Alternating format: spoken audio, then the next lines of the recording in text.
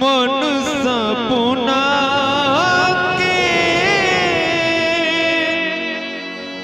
महल बनावे, दुनिया ढेला चलावे, जिंदगिया के खेला समझ में न आवे, जिंदगिया के खेला समझ में न आवे। जब जब दिन बिगड़े पर होला,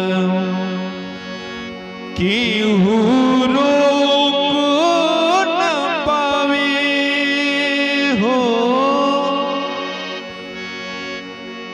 जब जब दिन बिगड़े पर होला, केहू रोक न पावे।